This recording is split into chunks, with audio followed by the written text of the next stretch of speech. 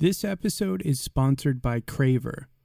Craver empowers local coffee shops to connect with their customers through custom-branded mobile apps and online ordering. You can find out more about them and get a discount on your first 3 months by visiting www.craverapp.com/coffee-podcast. That's www.craverapp.com/coffee-podcast.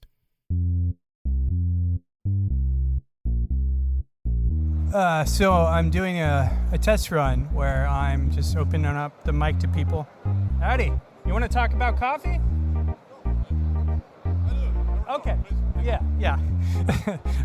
Nobody wants to talk. Everybody's shy. So this may be a total fail, but I'm trying to, I set up in front of the Bueller station here, and they served me an edible cup with some espresso in it. This is some interesting stuff. Anyway, the point is, I'm trying to see if people want to chat about whatever it has to be coffee, but whatever coffee, right? We're at the SCA Boston Expo. My name's Domenico Celli. I'm a coffee producer and roaster from Puerto Rico. Oh, sweet. Producing and roasting. Yeah, so we have our own farm there. We do like tourism at the farm, and we run a couple of different programs where we work with other small farmers, and we do coffee, cacao, and some other products, but the whole idea is empowering small-scale farmers through specialty and value-added products in Puerto Rico. Why coffee? Well, you're a producer. Yeah, well, so one, I am New Yorican. So I grew up in New York, but I'm Puerto Rican. My family's from Puerto Rico. And kind of through college, I started getting really interested in kind of the political and economic situation in Puerto Rico, because we're considered the world's, the U.S.'s oldest colony. So like we're part of the U.S. in some ways. In other ways, we're not fully integrated. We're more of like a Latin American country. So it's a unique culture there, unique kind of economic situation there.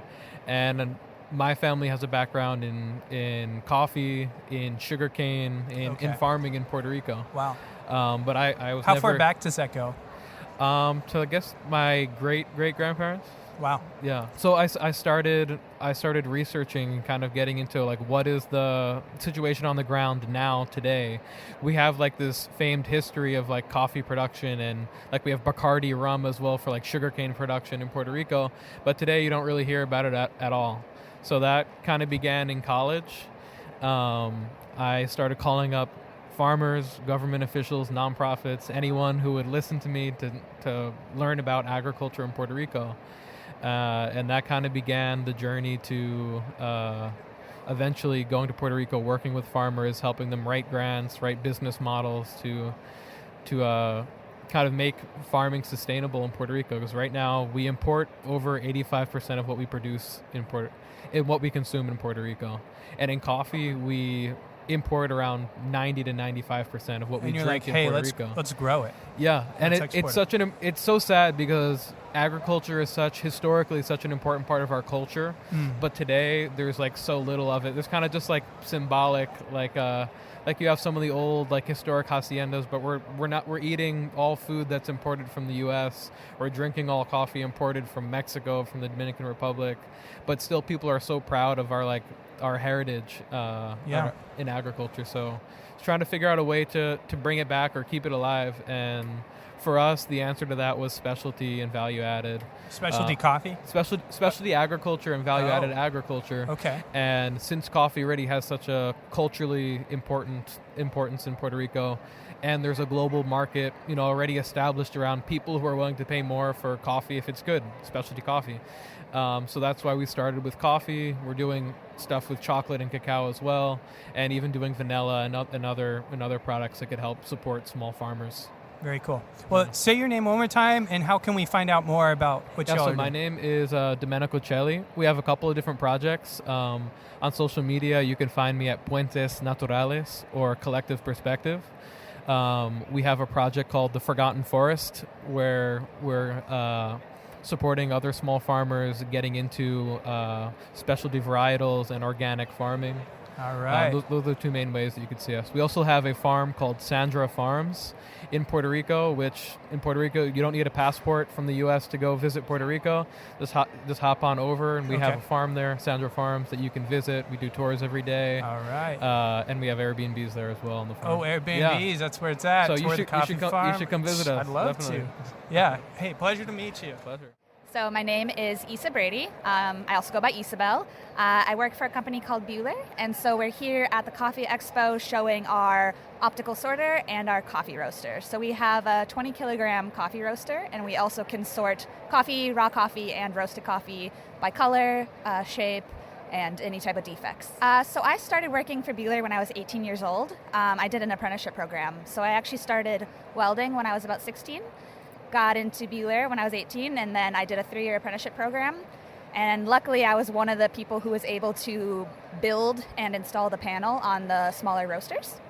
So after I started doing that, I was allowed to test it for the first time with our sales guy. And then that's kind of how I got interested in coffee, kind of tried to make that my path inside of Buehler. And so now I do a lot of like commissioning, and I'll work on site and then do the programming, do trials. So I always get to be hands-on with the machine. So the welding, why welding? I'm curious. I just enjoyed it, and my dad was a nuclear engineer, so I went to his plant and I got to weld there, and then I just kind of fell in love with it. I was going to go to community college when I was 18, told one of my friend's moms about it, and then she was like, oh, you should apply for Buehler, like it might be a really good fit for you. So I applied and I got in, and yeah. I want to know, when it comes to welding, what is something you have to learn through doing it? Yeah, I mean, if you have like a lot of splatter. Splatter. So like a nice clean weld would just be very straight. You'd have like a very similar pattern throughout the whole entire weld. It depends on the type of welding you're doing. So on site, you'll usually do like a stick weld because it's just really fast, really easy, but sometimes your stick can get stuck, and so it can be hard to spark. So someone who's newer might not be able to get it to spark, things like that. Man, I can tell there's a whole language in there too. It reminds me of coffee too. Sometimes I'm saying stuff to people who aren't in coffee. They're like, what? They're glazed over their eyes. And it can be like opinionated too. Like someone's like, oh, that weld's not that good. And then someone's like, that's the best weld I've ever seen. Coffee's never that way. Nobody's ever opinionated in coffee. Yeah. Well, what do you think, how are you feeling about being around all these people again? For me, it's like kind of overwhelming. Yeah, I mean, it's been really good. So when I work on the optical sorters, that can be in any type of industry. So recently I was in DC at a plastics expo where we're sorting plastics by polymers. And then I was at one for like pet food, feed. They were very, very slow. So this one is really the most like high energy one that I've been to in a while, and it's really nice. Cool. I felt a lot better. It's been fun walking around, seeing everyone. Everyone kind of has like good outfits and stuff too, so it's kind of nice to see. Some really stylish people here. Well, cool. Can you say your name one more time for us, and how can we find out more about what you're doing and the work that you're doing? So my name is Issa Brady. I work for Buehler Inc. If you want to get a hold of us, you can just check out the Buehler website, anything like that, Awesome, thank you. Thank you. Claro que sí, hola. Muy, pero muy buenas tardes. Mi nombre es Juan Carlos Torres Lozano, vengo de Colombia. Good evening to everyone. My name is Juan Carlos, and I come from Colombia. Estoy aquí en este momento en Specialty Coffee Expo porque nosotros en el año 2019 logramos batir 2 récords mundiales verificados por la organización Guinness World Records. El primer récord es la taza de café más grande del mundo que se encuentra ubicada allí en Chinchina, Caldas. So right now we are in Specialty Expo Coffee right now. He's here visiting because he established 2 world records in Colombia, which is having the biggest cup of coffee in Colombia, in Chinchina, Caldas. Biggest as in body or biggest? Body and structure as well. Wow, congratulations. Gracias. Y el segundo récord es la degustación de café más grande del mundo. And the second record, which is a Guinness record, it's the biggest cup of coffee in the world. Actualmente Colombia ostenta ambos récords mundiales y estamos aquí en Specialty Coffee Expo mostrando un poquito de nuestra cultura cafetera desde Chinchina, Caldas. At this moment, Colombia holds 2 of the world records in Guinness World Records, sorry. And So when we're talking big coffee, are we talking? You said body and like structure. Mm-hmm. Is that like the way it tastes, or is this like the amount, the volume? what he means is the actual amount. Okay, it's got actually you. the biggest form, the biggest cup of coffee that exists right now, where he holds 2 Guinness World Records And at so, the moment. so the cup itself is it like something to drink out of it, or? It's too big. It's what he explained before. It's 7 meters wide Oh, by, wow. by 4 meters deep Yeah, and 3 meters at the bottom side, so it's huge. yeah, huge coffee cup. Que es muy grande, le estaba explicando. Claro, la taza mide de altura 4.1 metros de altura, 4.1 metros. The altitude is 4.1 meters. Okay. Y el diámetro superior es de 7 metros de diámetro superior e inferior 3.5 metros de diámetro inferior. And the diameter, the wide diameter, is 7 meters. Wow. And in-depth diameter is 3.5 meters. So you fill that? You fill it with coffee, and what do you jump in? Claro que You sí. swim around? 22.000 el récord anterior lo tenía Honduras con 18.012 litros de café y actualmente nosotros tenemos el récord con 22.000 litros de café. So Honduras held the record before, which was 18,012 liters of coffee. And right now he holds 22.000. 22,000 liters of coffee record. Wow. Wow. Donde se sirvieron aproximadamente 250.000 tazas de café. Where he served 250,000 cups of coffee. Wow. That's a lot of coffee. That's a lot of coffee. What got you started? Well, why did you begin this endeavor? Porque empezó Claro, el objetivo de la taza de café más grande del mundo era poner en valor la cultura cafetera de Colombia hacia el mundo. The objective of this record was to put in place the culture of Colombia and its coffee. Ah, very cool. Very cool. Claro, era el objetivo. Y también convertirla en un símbolo del café para nuestros campesinos, para nuestros productores de café y mostrar esa cara linda de Colombia a nivel mundial. And it's a symbol for all the local farmers, the small farmers in Colombia, farmers as well, to show that beautiful side of Colombia. Very cool. Well, thank you so much for joining. Thanks for talking. Can you say your name one more time? And how can we find out more about what you're doing? Su nombre y cómo ellos pueden encontrar más información sobre esto. Claro que sí. Bueno, tenemos página web, ¿sí? www.latazadecafemasgrandedelmundo.co. Y tenemos redes sociales, La Taza de Café Más Grande del Mundo en Facebook, en Instagram. Tenemos pues todo el trabajo a través de la Fundación Grupo Empalme Asesores también, www.grupoempalmeasesores.co. Y bueno, desde Chinchina, Caldas, Colombia, para el mundo entero, 2 récords mundiales que hoy nos enorgullecen bastante. Mi nombre es Juan Carlos Torres Lozano y a ti muchísimas gracias por haberme invitado. Awesome. Cool. Perfect. Thank you so much. It's a pleasure. Tried my best. Pleasure. Okay, I'm Coco. I work in Finca Lerida, Panama. I'm in the coffee business not so long ago, 2 years. So I'm just starting on it. And it's been very passionate because I used to be a tea drinker. And the reason I got into coffee is that I tried the Panama geisha. Oh, yeah. And it kind of blew my mind, you know, Yeah. how delicate it was. It was so similar to the tea I was drinking all my life. So I started reading and learning more about coffee, and then I found this amazing universe that is the specialty coffee world. Yeah, very much. And, you know, there's so much more behind a cup of coffee than just the coffee itself. There's a lot of stories, a lot of effort, a big chain of people involved in making the coffee the best thing of your day Yeah. since the morning. Yeah, right. Very cool. And so you've been with the company for 2 years, or in coffee for 2 In years? coffee for 2 years. Very cool. And now you're at a company that's all women owned? It's a woman-owned business, a Okay. woman-managed business. Cool. Actually, if I would have to talk about the experience of women in coffee, from my point of view, I would say it's the easiest of the industries I've been to, I never felt, you know, not heard because of my womanness. Sure, yeah. I yeah. don't know if it's the same in every country, but so far I haven't experienced.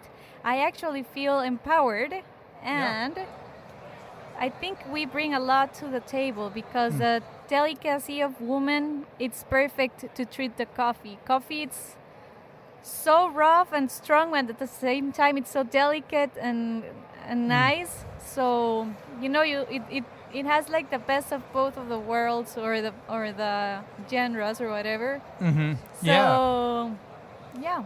So you fell in love with coffee. You fell in love with the specialty coffee in particular. Yes. You're at a place in Panama where you're working at a woman-owned coffee farm. Yeah. And what do you do day to day, and what's it like working on a farm? Okay, so what I do with Finca Lerida, I'm actually the marketing and salesperson, but I do so much more than that. You know, I kind of feel the necessity to empower everybody in the chain, because sometimes the pickers, they feel left out, or they might think they are not that important, or that they have like this whatever job. But actually, if they didn't do what they do so good, because we take a lot of care with the picking, we wouldn't have the results we have. So I choose to empower them every time I can and make them try the coffees. And whenever somebody buys coffee from any part of the world, I let them know, like, you know, these beans you selected with your own hands is now traveling to this whatever part, because, you know, Dubai, United States, the Europe. Wow. And this is because of you, because you chose the right bean. So they, you know, they have like this nice smile on their faces, like feeling so proud of what they've done. So very cool. Nice. Very cool. Yeah. What industries have you worked in the past? You mentioned you love tea. Were you in tea before? Or? No. I've only worked in the sports and the pet industry all my life. Oh wow, yeah. So yeah, coffee, it's really quite different. Out of it. It's quite different. It's quite new for me. But yeah, I love it. It sometimes actually feels more like sports, or in a way, well, the sports industry I worked at was in martial arts. So I feel coffee very close to martial arts. How's that? How would you say that? Well, since I am new, it's like I'm a white belt. Okay. And then I have this responsibility to making my farm stay in the same level as all of the farms. Oh, and then so I there's have multiple these farms. producers. Yeah. No. The Panama industry in coffee, it's very tiny. We are very small producers. Okay. So we all have to work kind of together to raise the awareness of the Panama coffee. Gotcha. Okay. And then all these farmers, they are second, third, and fourth generation of coffee, and then I'm this new person. So they are like the black belts, and I am the white belts. I see. Okay. So cool. I have to be as humble and open to learn from them, and very appreciative of how they teach to me. So what I've learned from other farmers of other countries, or producers from other countries, is that they like how Panama coffee works, because even though we would be competing against each other, we are also very close and helpful to each other of the farms. So I think that's something that helped us raise. Awesome. Well, thank you for sitting down and talking. Can you say your name for us one more time, and then how can we find out more about this coffee? Okay, so my name is Lucy, but people call me Coco. I work at Finca Lerida. You can find us on Instagram, Lerida Coffee Estate. It's a lot of E's together. Yeah, you have to put 3 E's together. And you can just, hit me up. I'll answer. It's just me. So the main thing I'm noticing is people, they see what I'm doing, and they quickly break eye contact and head down, keep walking. So kudos to the people just hopping on the mic. You're from Austin. Yeah, I'm from New Braunfels. Oh, cool, cool. Oh, I love New Braunfels. Float in the river. That's my jam. Okay, cool. Okay, hi, I'm Shannon McIntosh. I have Friday Coffee Roasters in New Braunfels, Texas. I've been roasting coffee for 3 years, and it's just exciting to get back in person with other coffee people and get re-energized. Awesome. So you're roasting out of New Braunfels. Correct. Okay, how'd you get into coffee? What's the I've story always there? loved coffee, and I was playing around with roasting at home when the ability to buy an existing roastery came about. So I was able to step in and start roasting, and it's been growing for 3 years. It's been a lot of fun. For you, what are you here at Expo for? What are your goals? It's like I said, it's just exciting to be back with other coffee people in person. It re-energizes me and validates what, like the first time I went to one, it validated, okay, I'm doing it right. And of course I'm learning new things and new trends. Just listened to a lecture about measuring coffee freshness. Yeah, And awesome. What is one of the main takeaways for you from that?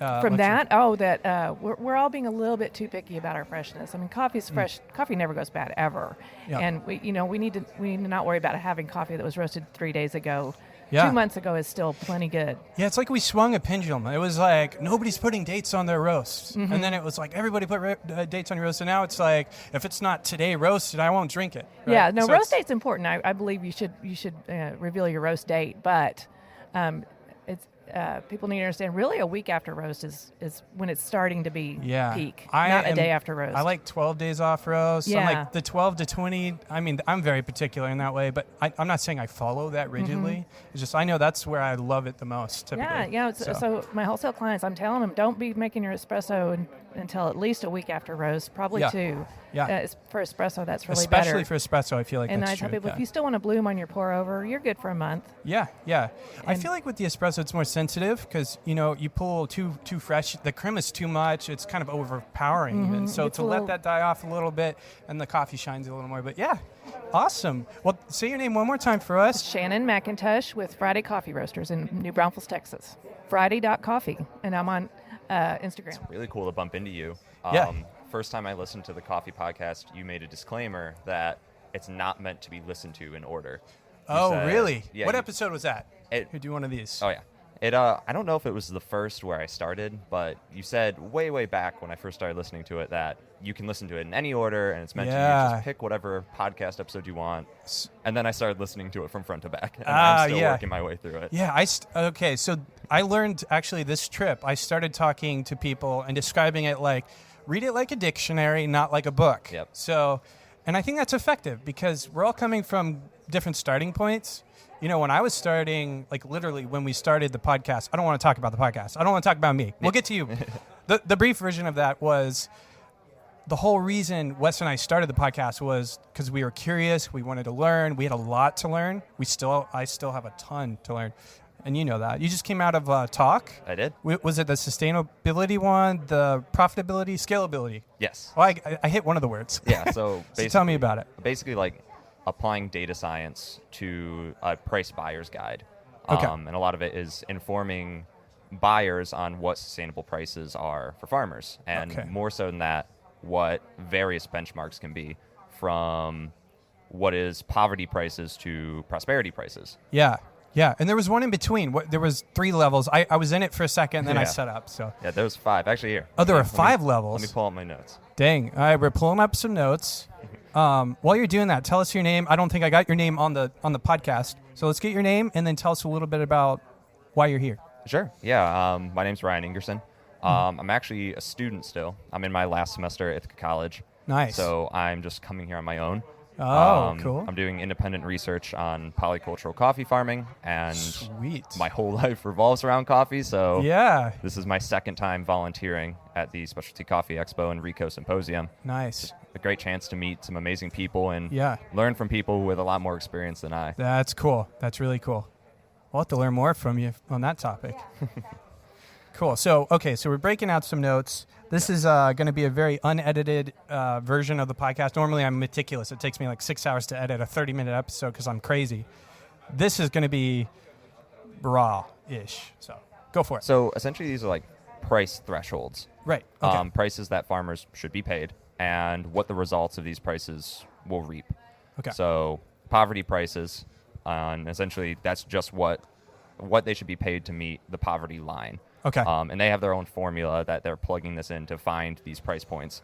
But and it's dependent on region too. So each region in the world has a different level of poverty level, right? Exactly. Okay. Yeah. Okay. Decided by the World Bank and other multinational organizations. Okay.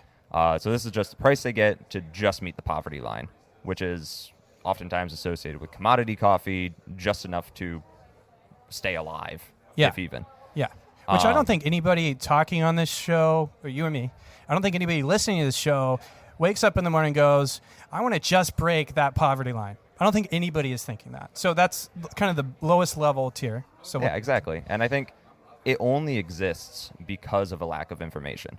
Oh. Because consumers who are buying end product, they wouldn't want to say they're supporting poverty-priced coffee. Right. But like I'll walk around my college and I'll talk about coffee with people. Most of them don't even know it grows on trees.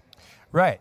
Like, yeah, you break the bean thing to them, like, hey, I know we call it coffee bean, but and then they're in tears, like immediately. They're like, what is my life? Everything is lies. it has blown people's minds, and they have always thought. I've had a lot of people think it's like black beans, like literally a legume. Yeah, that's insane. Somebody was saying beans were seeds the other day. Now I'm super thrown off again. So I'm going to have to go back to the internet and rediscover myself and how I understand things. But okay, so yeah, sorry, we'll hit the levels. Sure. So right after that is legal prices, basically prices to achieve any set minimum wage, healthcare benefits that's obligated by governments. Okay. And obviously, this is more so like a price threshold that gets it in line with those who are subject to the laws. Because coffee farmers aren't being paid a wage necessarily, or the owners of the farms aren't being paid a wage. They're entrepreneurial. They're getting whatever they can sell for. But this is the price threshold to make it equivalent to that of legal pay for a full work week. Next level after that is living prices. And as they mentioned in there, this is a huge buzzword, and it's very popular right now in the industry. But basically, the price to achieve a living income, usually measured on a family of 4. Okay. And this has an assumption in it that it has 2 working family members. But that's less than ideal, as it feeds into the whole deruralization of coffee farms, where one partner or children are going to urban areas to look for jobs. And it cuts off the training and connection with generational coffee farms, as family members are no longer on the farm, but instead leaving to seek money elsewhere. Yeah. And then right after that was their prosperous prices, which is baseline living prices with an additional 20% for personal savings and a 20% for reinvesting onto the farm. Yep. Yeah, and that personal savings part, which you cracked the joke about buying a Nintendo or like just things that you desire and want, kind of included. Yeah, cool. So what was your main takeaway, would you say, from that talk? It was, while it was on a very specific topic, it really is speaking about transparency. And one of the examples they gave was a farmer receiving a price from a Q grader or importer who quantifies it all in English, and then the farmer just smiles and nods and says yes. And that is such a visual example of the exploitation that exists, and the reason why these structures must be available not only for buyers, but for the farmers to have access to and understand, as it gives them a bargaining chip, and it lets them understand really what they're worth. Say your name one more time for us, and how can we find out more about your work? So you're finishing school. How can we find out more about that stuff, and maybe somebody can reach out and interested in what you're doing?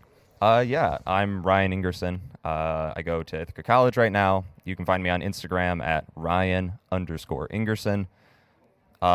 There's not going to be too much to share. Honestly, a lot of this is for me to learn and then be ready to enter in the industry. But if anyone has information, I'm always looking. Okay, awesome. Hey, thanks for doing this. So there you have it, the open mic SCA Expo experiment.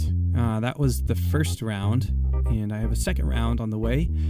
But I thought this was a good way to connect with just coffee people across the industry. You know, instead of having these very pinpoint interviews, why don't we talk to people across the industry? And so there's more voices to hear from very soon in the next episode. But in the meantime, reach out. Let me know what you thought. It's not really the style that I normally do. It's very much out of my comfort zone. I don't have questions written down, and it really tests my ability to think of questions on the spot. I think I need to work on that a little bit. And then you probably heard me entirely miss the fact that cup of coffee was a literal cup of coffee, literally a huge cup of coffee. Anyway, thanks for tuning in. And as always, and until next time, happy brewing.